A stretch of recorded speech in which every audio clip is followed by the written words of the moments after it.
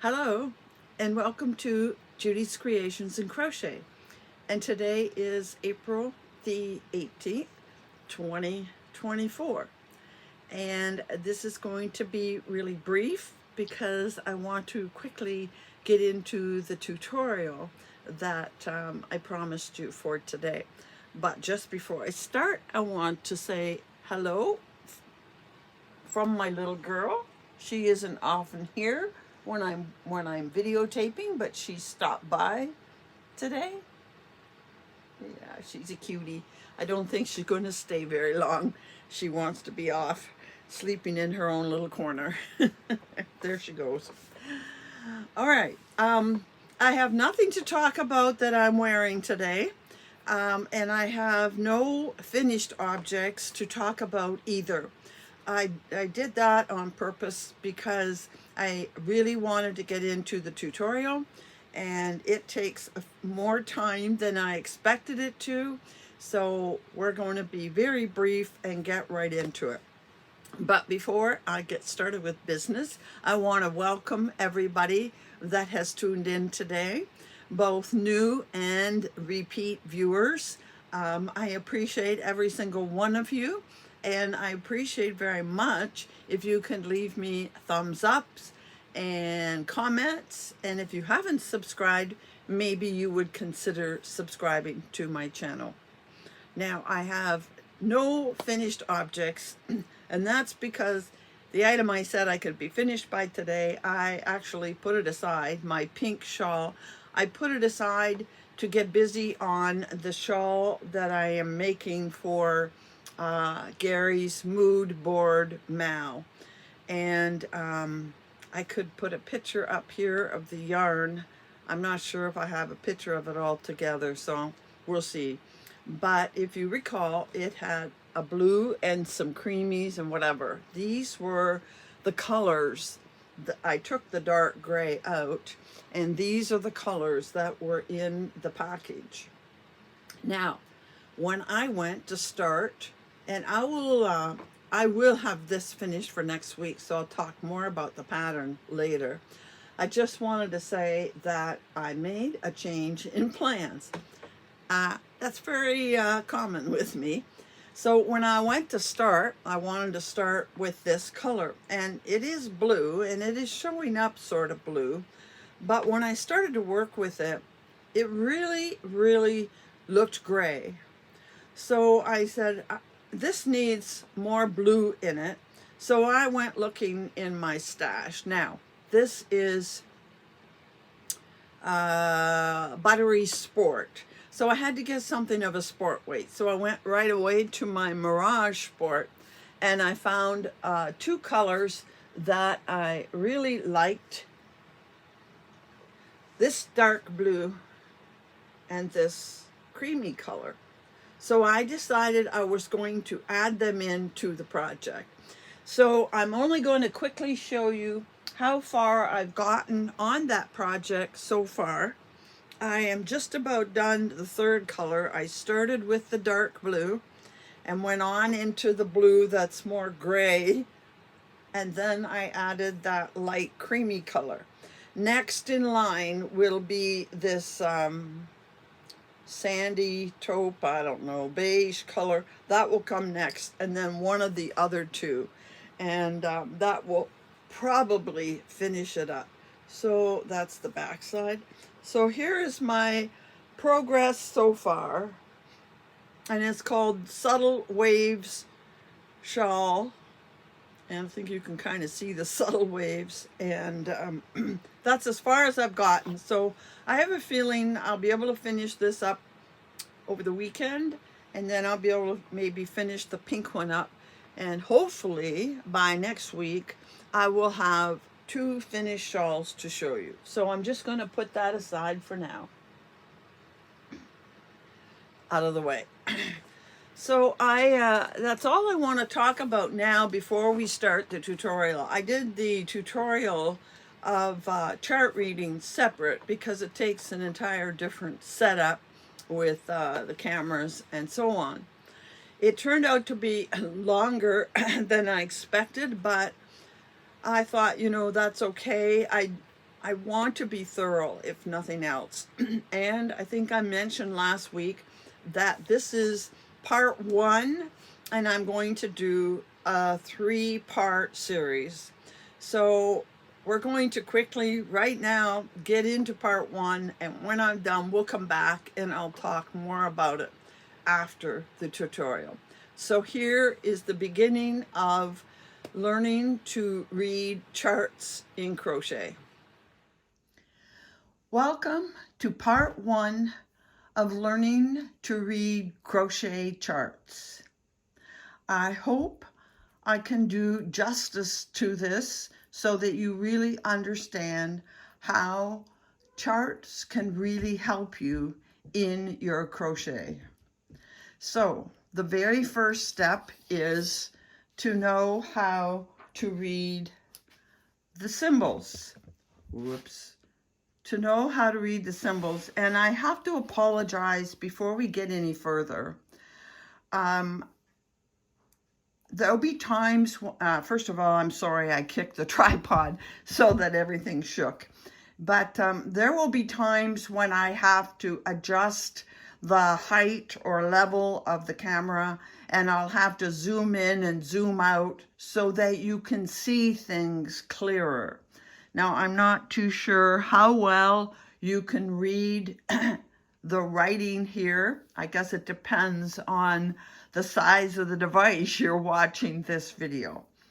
But I will try to zoom in where possible to make things as large or make it so that you're able to see it clearly.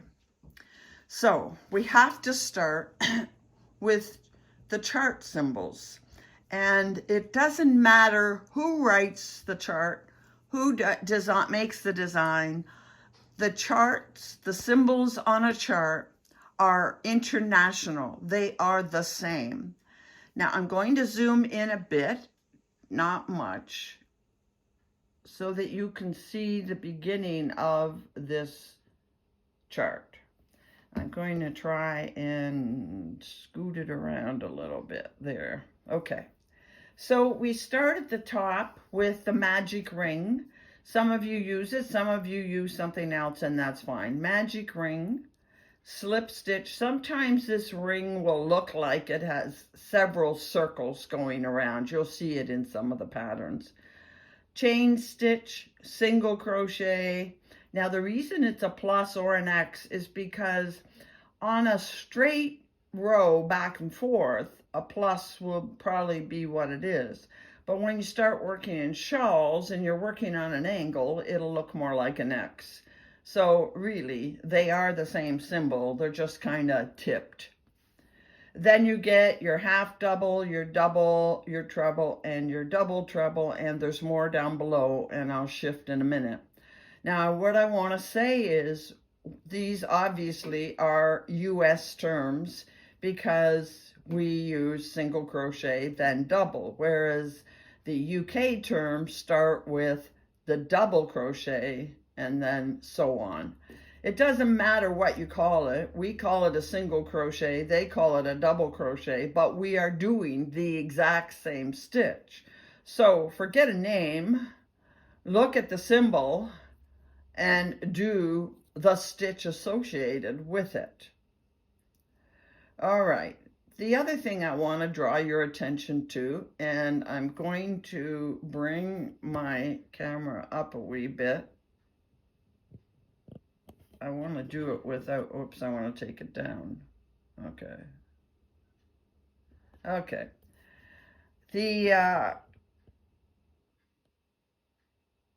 Okay, here we are.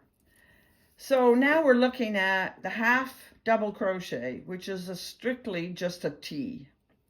Then you look at the double, the treble, the double treble, the triple treble, and notice that you take that T and you add one bar crossing it.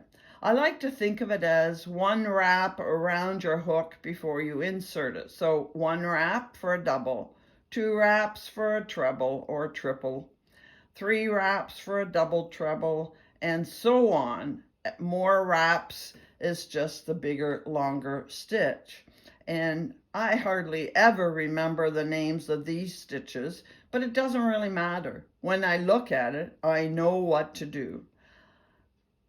So these stitches will remain the same no matter what pattern you're reading. The other thing I want to draw your attention to is here are other stitches. I'm not going to go into any kind of depth on those today. They are there. Almost every pattern you get, not 100%, but the majority of patterns will have a symbol chart, and they will have only the symbols that are being used in their chart as a key with your diagrams.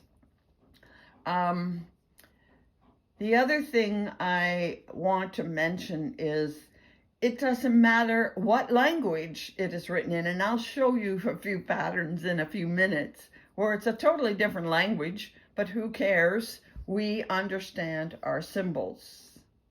Now, another set of very popular symbols is the decrease and the increase.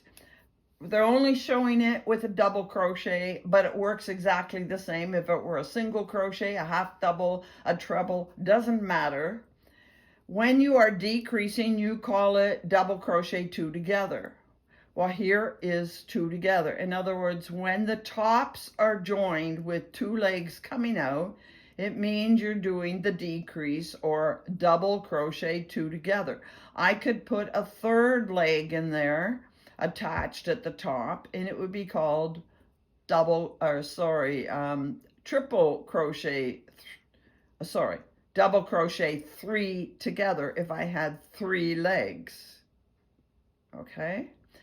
And an increase, let's go down a little bit more. An increase is done with putting two in together. Two in together at the bottom means you are stitching into one stitch, 1, 2 stitches.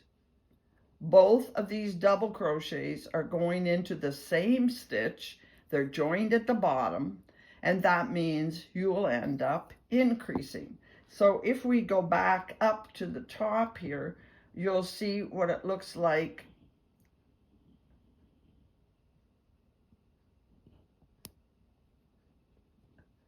Three double crochets in one stitch, or 3 double crochets in one space. Basically looks the same. They are all attached top and bottom, but they're V'ing out.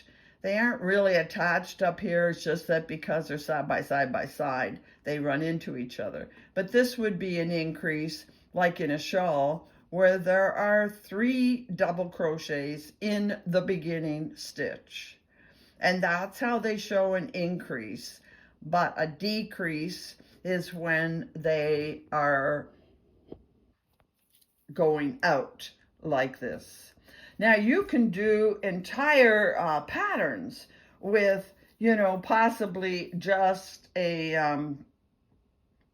let's see, I'll zoom in here. You can do entire patterns with probably a chain, single crochets, and double crochets. You don't need to have all of this knowledge. But I did have some people comment that they find charts so hard because they're always looking back and forth at the symbols. Well, when you do a regular pattern, you're always looking back and forth at the words to your stitching. But with charts, you don't always have to be looking at the symbols chart. You just have to be looking at the picture. And it's much easier for your eyes to zero in on where you're working in a diagram than in all of the words, because the words keep repeating.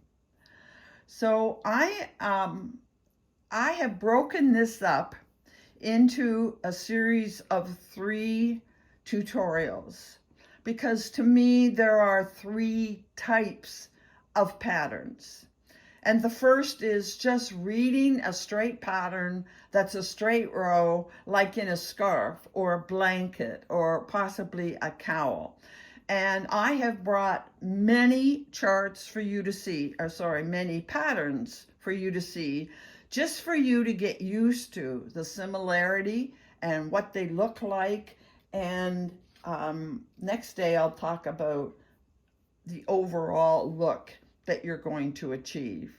So I'm going to show you lots. I hope that doesn't overwhelm you. We won't study every one of them, but I think by looking at several and looking at the similarities, it'll help you zero in on what's happening in the chart. So the first chart I'm going to show you is this. Well, isn't that nice? You can't see much of it.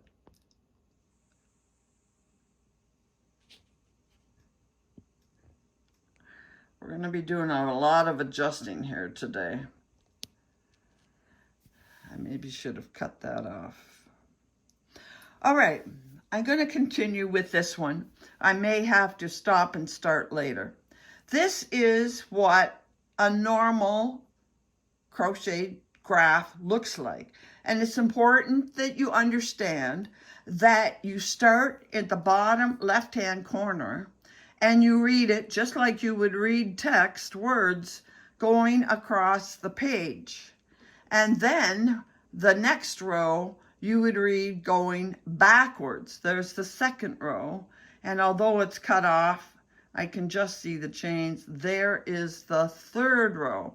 And most of them will have numbers 1, 3, 5 at one side and 2, 4, 6 on the other side.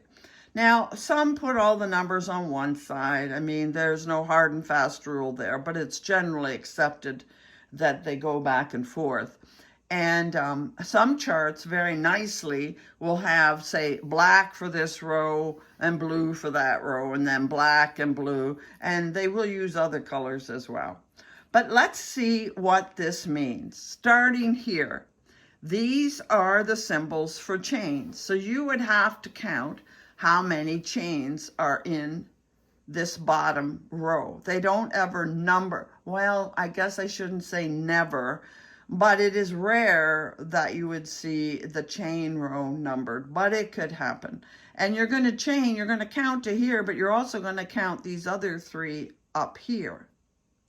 So you have this row of chains, however many it would be, and of course you probably have to read the pattern instructions at first to know how many to chain. Then this says, I am going to do my first stitch. And what is my first stitch? My first stitch is this double crochet. In fact, this whole pattern is double crochets with chains in the right place. So I'm going to double crochet in 1, 2, 3, in the fourth chain from the hook. Here is your end of your chain row. 1, 2, 3, 4 back. Fourth chain from the hook, I'm going to make a double crochet. Then I'm going to skip 2 chains and make another double crochet. Then I'm going to do a, remember I'm reading this row, I'm going to do a chain, and I'm going to do another double crochet into the same space that I put the previous double crochet. And I don't need all those words. I see a picture with these 2 double crochets in the same space, separated by a chain. Then I skip 2 and I put a double crochet here, I chain, and I double crochet here. These are actually what's in some patterns will be called a V-stitch. And they often use the short form for V-stitch.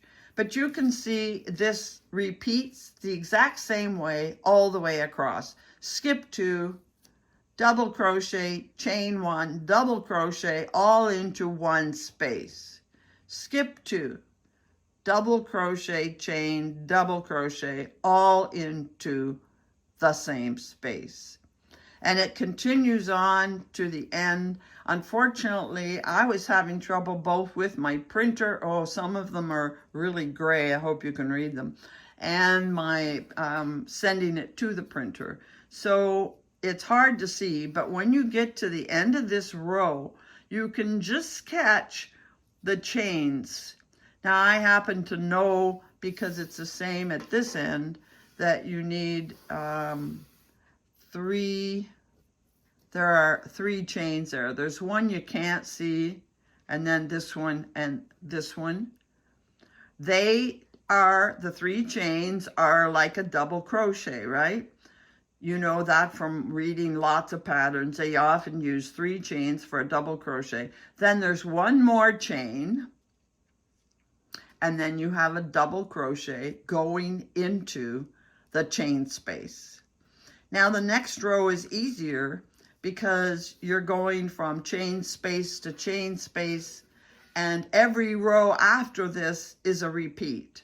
So after you finish this one, which is a little different at the end, you will now do a V-stitch or double crochet, chain, double crochet, all into the chain space. Then double crochet, chain, double crochet, all into the chain space. And it will continue down the row. And at the end of the row, which is cut off, you'll do the same thing on this end and go backwards. Since we can't see all of this pattern, I'm going to move on to another pattern. Now, this is very poor quality typing. I don't know what's going on with my computer and my printer, but here is the next one we're going to look at. It's kind of gray, but you can see both ends of this pattern. So again, it starts down here, and you will count the number of chains. There is a chain here that kind of got off, and a chain there. So you're doing that and all the way up. You're just counting the number of chains till you run out of chains. Then you have to count back. You're going to do a double crochet. This is a double crochet into the 1, 2, 3, 4, 5, 6, into the 7th chain from the hook. The hook is up here. You count back the 7 chains, and you're going to do 1, 2, 3, 4, 5 double crochets all into that chain space. From here, it is very repetitious. You're going to skip 1, 2, 3, 4, and go into the 5th chain and do again 5 double crochets. And you can see by just looking at this that the same thing is going to happen across the entire pattern. You'll skip 4, go into the 5th and do 5 double crochets. Skip 4, go into the 5th and do 5 double crochets. Skip 4, go into the 5th and do 5 double crochets. Now we are at the end of the row, and here's where it changes just a bit. We're going to skip 1, 2, and go into the 3rd chain with a straight up single double crochet. And you notice I didn't have to go looking. I've done enough crochet charts that I know the symbol for chain, I know the symbol for double crochets, and I know the symbol for a single crochet. So at the end of this row, we see a chain and a single crochet, which goes into the top of that double crochet we made in the previous row. Then we chain 1, 2, 3, 4, 5. They like to show it arching up. In the end, that will happen, but you're just looking at what's there as you go across. 1, 2, 3, 4, 5 chains, and then do a single crochet over the sort of space, or in the space between these 2 fans. You've made a fan here and you've made a fan here. You know what they look like when you crochet. Well, in between them, you're going to do a single crochet. And you're going to continue down the entire row, 1, 2, 3, 4, 5 chains, and a single crochet between the fans. Now the next row becomes the repeat. This is row 1, this is row 2. Now again, some may call this row 1, 2, 3, but these 2 rows are your repeating pattern. You can see it continues on. You get to the end of your chains and single crochet. Now that single crochet is being made in the top of the chain from that previous beginning row of chains. Now you're going to chain up 1, 2, 3, and you're going to make your fan of 1, 2, 3, 4, 5 double crochets into this chain space. Now you and I both know they aren't going to stick together real nice in this one point unless you go into the actual chain. And you could go into the chain, but you and I both know how difficult it is to get into a chain. Personally, I would just make this around the chain into the chain space. 5. Then you hop over to the next and you put 5 double crochets, and you continue the same way all the way down the line. Let me show you another pattern looking very different. I'm sorry for how gray it looks, although it's not coming up too gray in the camera. And you can see they've put in a stitch key, and there's only 2 stitches to know, the chain and the double crochet. And once again, you start over here at this corner, and you're going to count the number of chains, assuming you're following the pattern and using the same width. How many chains are there? Then you start with a double crochet, and you're going to double crochet 1, 2, 3 in the 4th chain, which is pretty standard when you're doing a row of double crochets. You do the first double crochet into the 4th chain from your hook. Now, I don't have to go reading anything here. All I see is a row of double crochets, and I'm doing it in every single chain all the way across. Very straightforward. A row of double crochets. Now, when I get to the end, I'm going to chain up 3, which is typical. Chain up 3. That counts as your first double crochet. And then I'm going to double crochet into the second or the next double crochet. Now this pattern is a lot of chains and double crochets, and basically you're counting, but it repeats. You're going to chain 3, you're going to skip 3, and you're going to do 3 double crochets in a row. I don't have to read a lot of words to see I'm doing 3 in a row. I'm chaining 3 and doing 1. I'm chaining 3 and doing 3, and that the whole row is the same. I chain 3 and I skip 3 and I do 1. I chain 3, I skip 3, and I double crochet 3 times in a row. See, these are each in a row, different from all in the same space as these are. You see the difference? You just look at it and you see they're all into one space. You see it here, and they're each in a different stitch. Chain 3, and so on to the end of the row. Now this row ends with, sorry, this is falling. This row ends with 2 double crochets. I'm going to chain up 3 like I usually do to make a double crochet, and I'm going to double crochet in this next double crochet. Then I'm going to chain 2, and I see how this looks.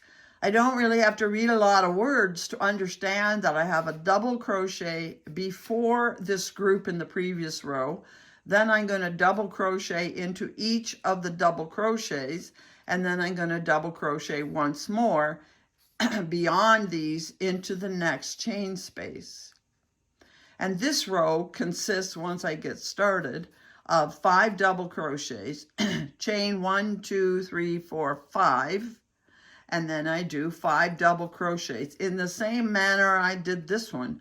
1 in the space, 3 in the stitches below, and 1 in the space. And it continues on to the end, 2 at the end, And you can see where these two are. And then I'm going to repeat the first row. The first row gets repeated up here.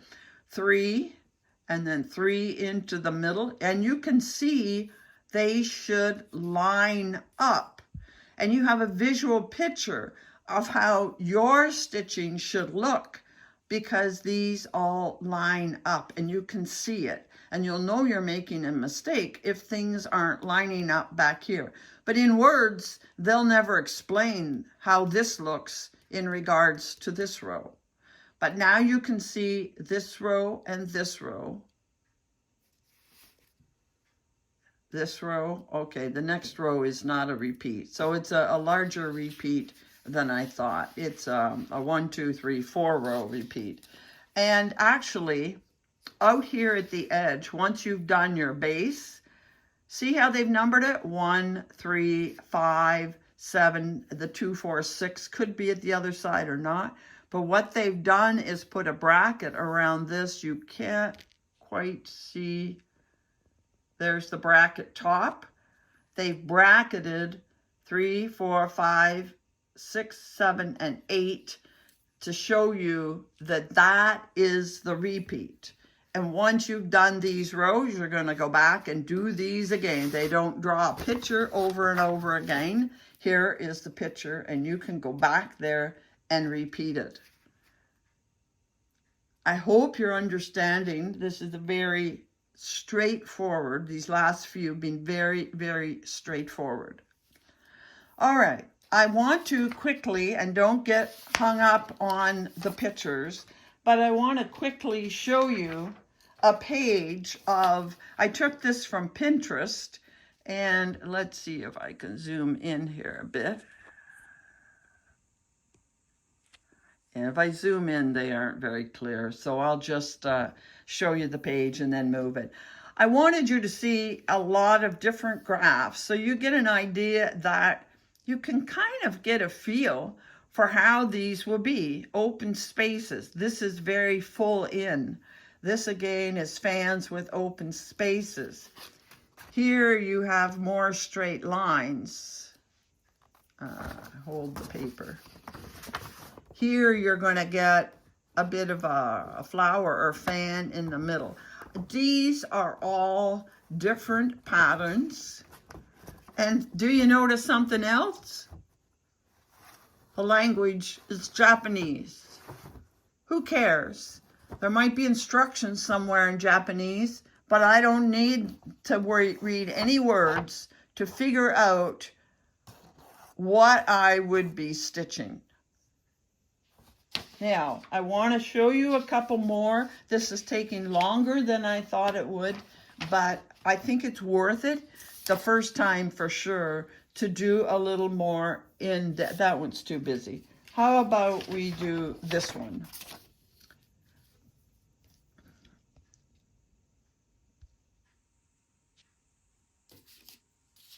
Okay, this is a pattern that would give you a chevron or a ripple, but it is not done any different than any other pattern. You start over here and you would count how many chains you have right up to here. Then you see this is made up of double crochets and treble or triple crochets. See the 1 bar and the 2 bars. So it's a mixture of doubles and trebles. And you would count up and then 1, 2, 3, like usual. In the 4th chain back from the beginning, you will do a double, but notice these 3 are connected at the top peak. So they are double crochets together. So you're going to do 3 double crochets together, or in words you would see it as DC3 TOG. Double crochet 3 together in the 1, 2, 3 chains in a row. You know what that's doing. That's pulling it into like a decrease. Then after that, in the next chain, you'll do a chain first. Then in the next chain, you'll do a treble. You'll chain one, do a treble in this chain, chain one, do a treble, and a chain and a second treble. Opening up, both in the same stitch. This is doing an increase for you. Those that have done chevrons or ripples understand the mechanics of pulling it tighter, opening it up. Then you'll do another chain and a treble, a chain and a treble, and you're not missing any stitches in the bottom. Then you're going to skip a chain, and here you're going to do 1, 2, 3, 4, 5, 6, 7 double crochets all together to pull this in to make your valley.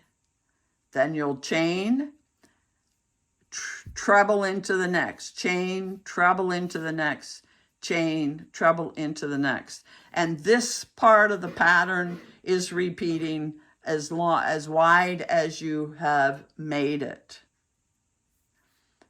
Then in the second row coming back, you're going to chain up, and this is just a row of double crochets into every single chain and stitch, chain and stitch, chain and stitch, until you get to the V, the valley. And here you're going to double crochet 2 together, and you're going to do it in this chain. You're going to skip this stitch and do it in this chain. I rather like this chevron pattern. I wouldn't mind making this myself. And then you're going to continue on just with double crochets. And then you're going to do your double crochet 2 together, this chain and this chain, skipping this to the end. Now notice at the end, they have a bracket on row 2 and row 3 saying these are the 2 rows that you're going to repeat forever, because you can see row 2 and row 4 are the same. But basically this row is a lot like the first row. The difference is at the ends.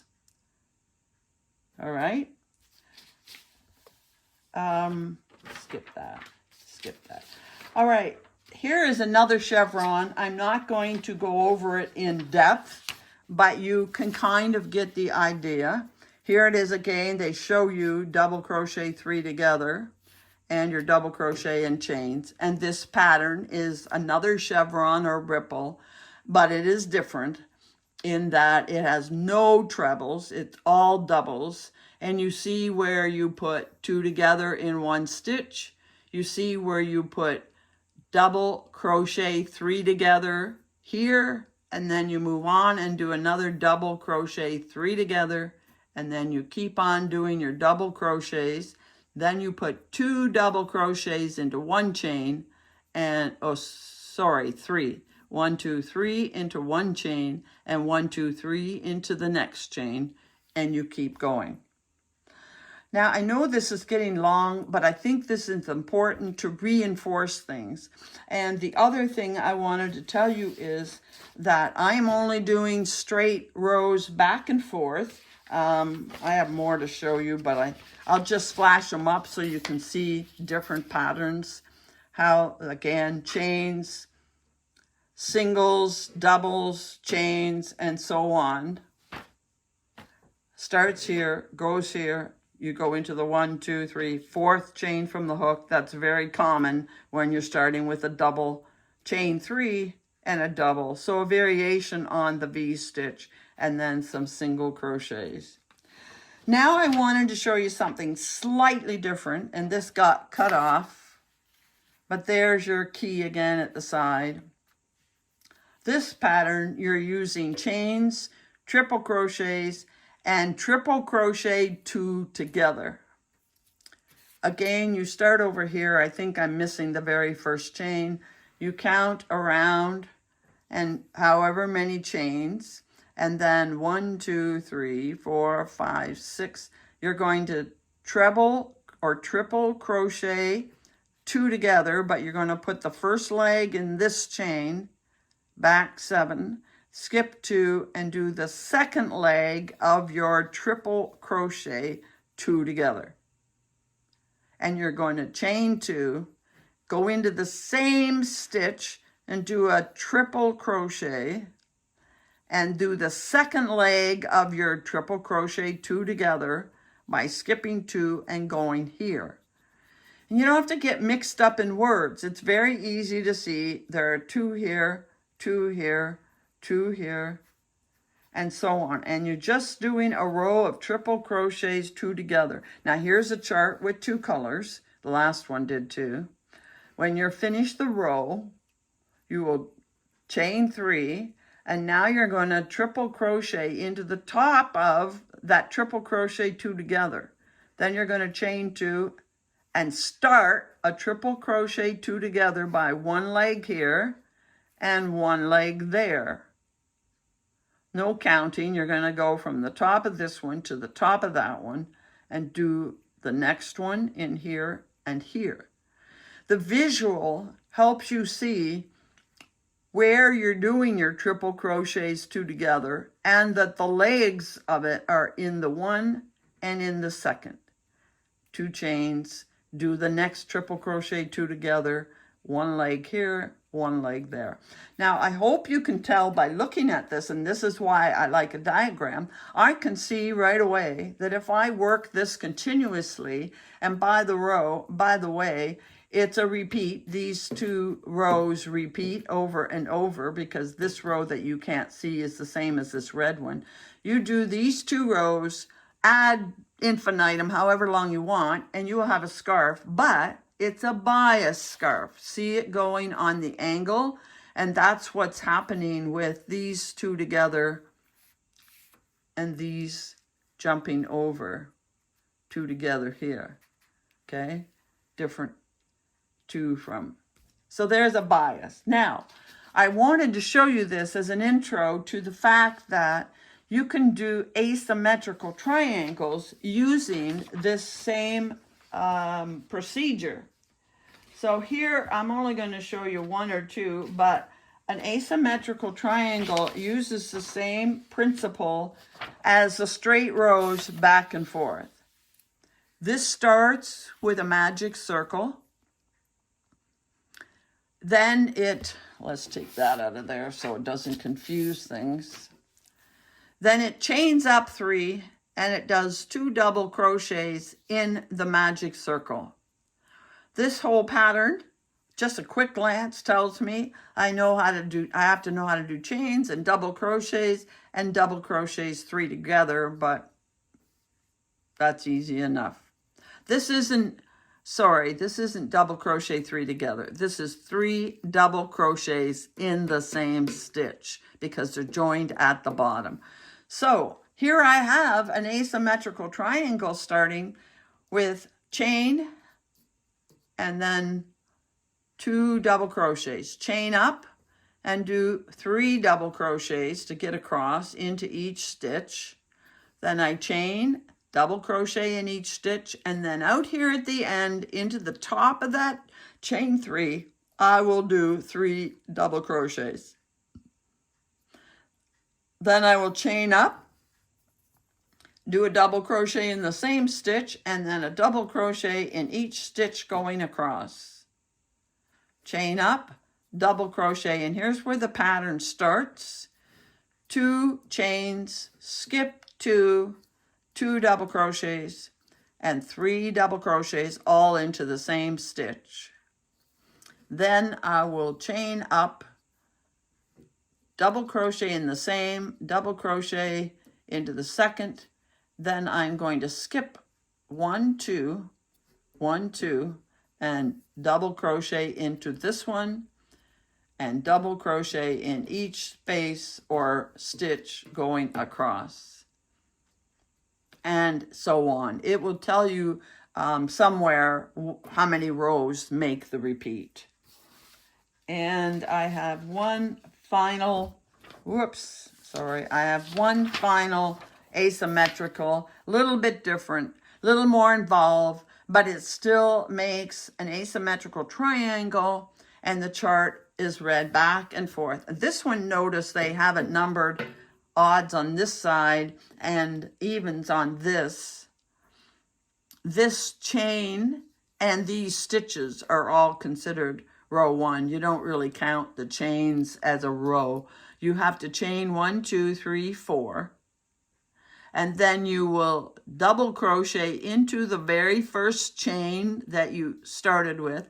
You'll double crochet, chain, double crochet, chain, and triple crochet, all into that beginning stitch.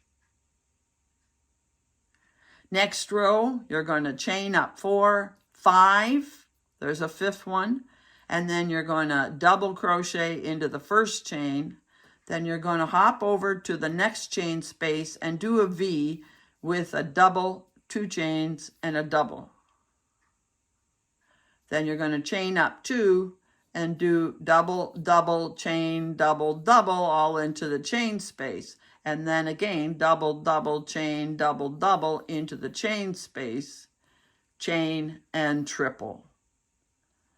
And it looks to me like your repeating pattern starts here, and I think it's just these 2 rows that make the repeating pattern. I'm not going to go through the entire thing, but this is the kind of thing that CJ Brady does. She doesn't have charts with everything, but she starts at a point with a lot of hers and goes up with a repeating pattern. You just have to know what rows are in the repeat. Now, I got these from Pinterest, I'm pretty sure.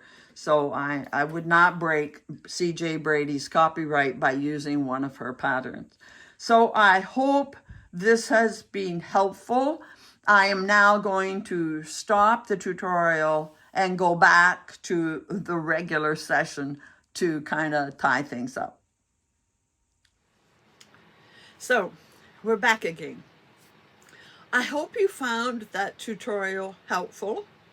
I hope I didn't go too fast. I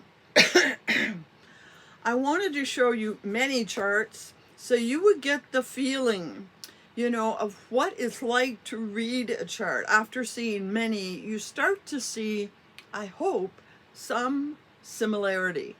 Now, those were straight line charts that you would probably make a scarf or a blanket, and I showed you how to begin an asymmetrical scarf or shawl, and it is a back and forth way to read.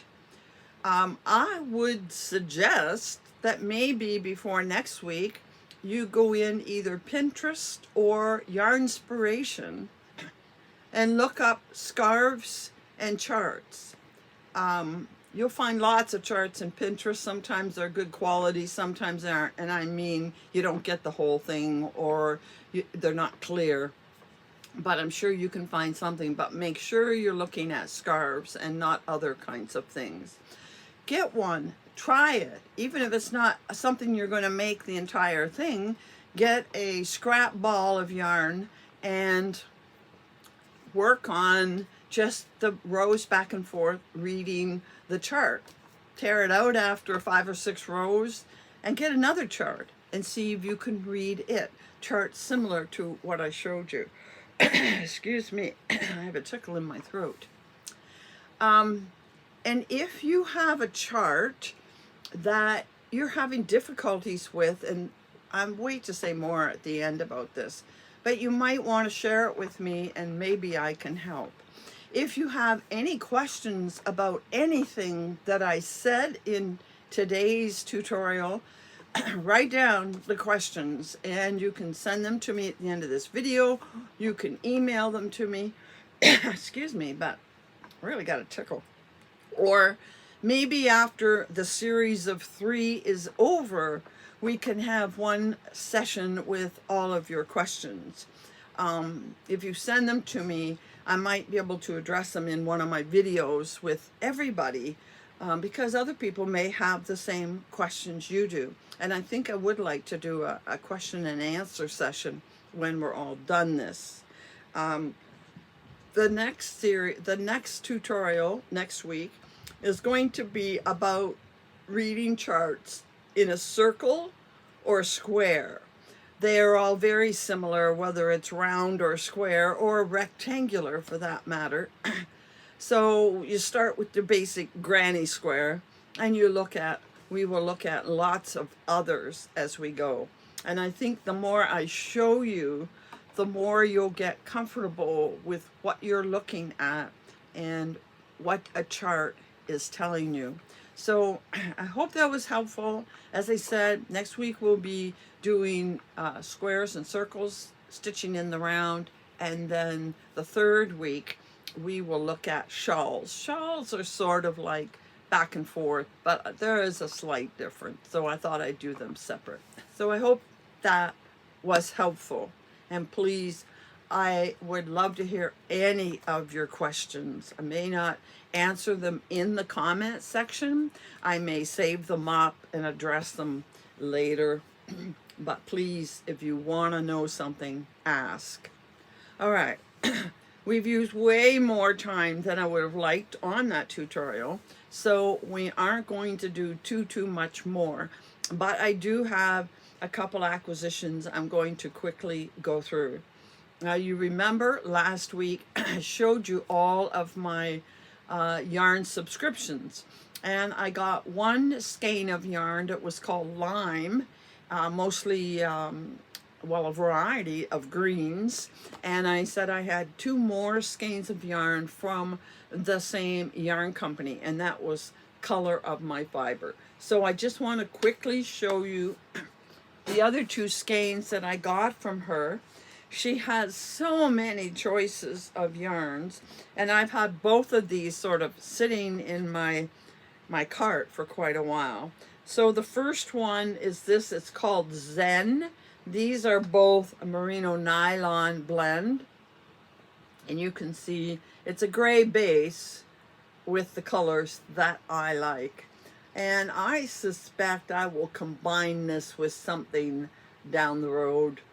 But you can see the teals and the pinky purples that I like so much, and it feels nice. I mean, it's a fairly normal merino nylon blend, and the second one is also a merino nylon blend, and that one was called Zen. This one's called Elderberry, and I don't have too many that are white and speckled, and I think I want to get a few that are a very light base with speckling in them to combine them with some of my other darker colors.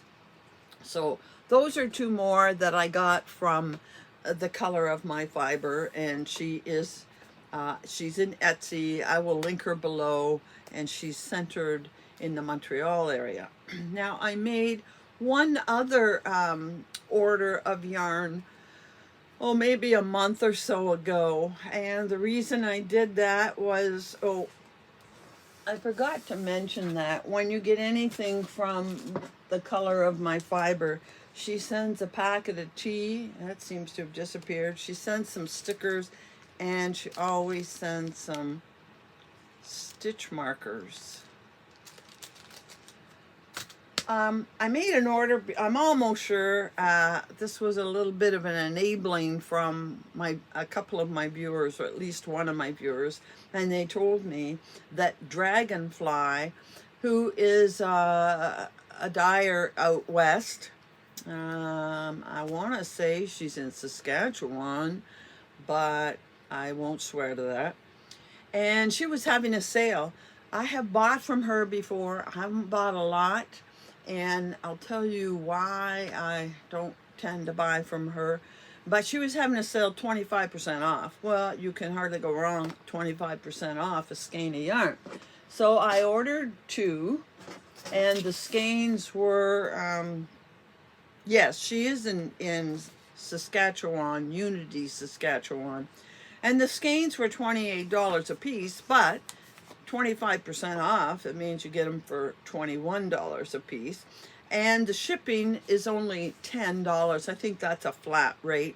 She does vacuum seal them, and that's why you're going to see that I haven't skeined them up.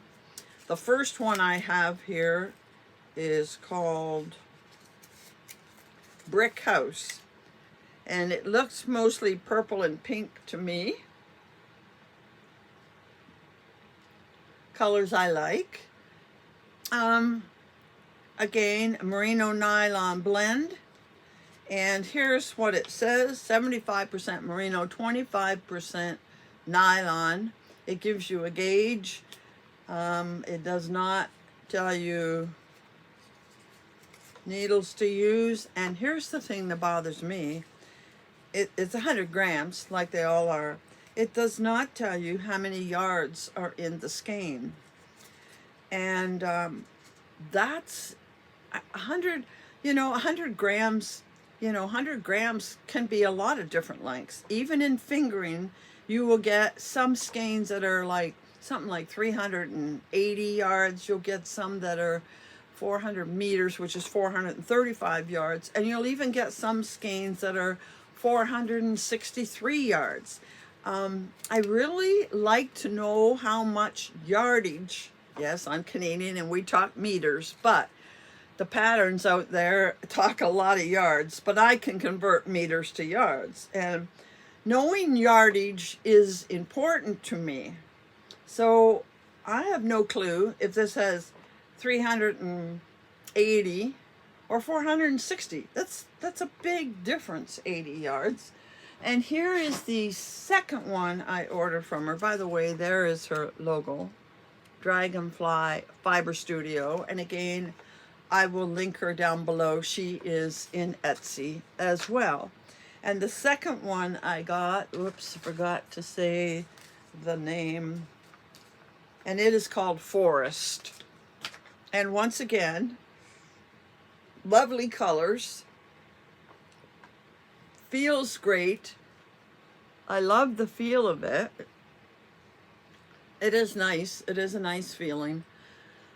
But again, I have no idea how much yarn is in this. And I have to tell you that the last time I ordered from her, I actually contacted her and said, it doesn't say how much is in the skein.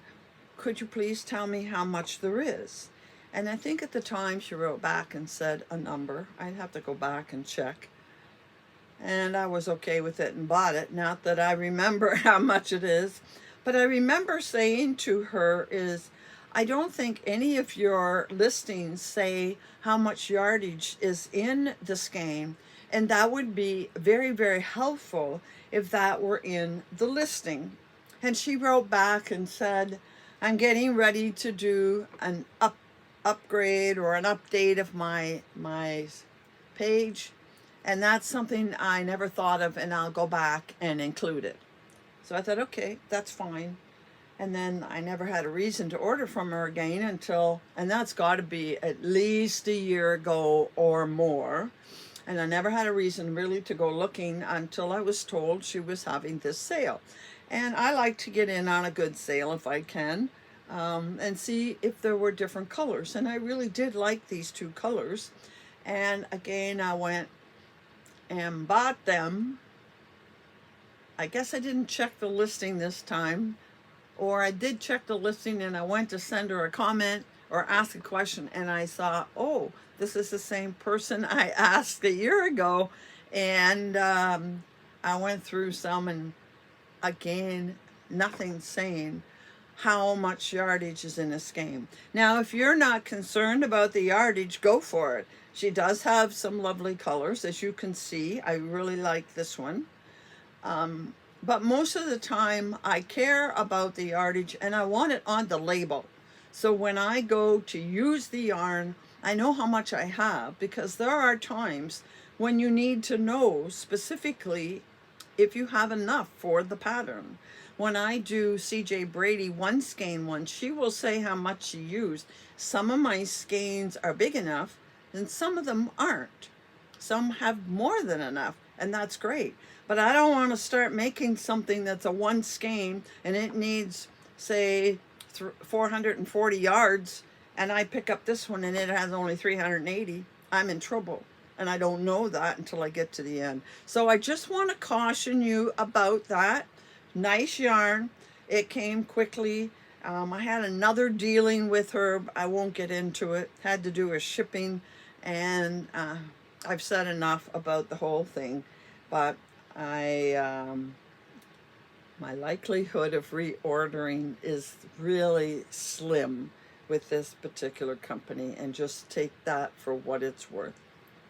So that covers the acquisitions from this last week. I have another one about to happen, and hopefully there'll be enough time to tell you next week, and hopefully there'll be enough time to show you my finished items next week. And well, I hope they're done by next week. And I really hope, and I'm pretty sure, that next week's tutorial will be shorter than this week's. But this was an introduction, and I wanted to be sure you got the basic concepts of reading a chart in crochet, and hopefully doing the other shapes and types of charts will reinforce what you saw today. So I hope you'll be back for part 2 of the tutorial. Those that don't need tutorials, feel free to skip that part of it. And I should have some yarn to show you as well next week. So stay tuned, and until then, happy hooking.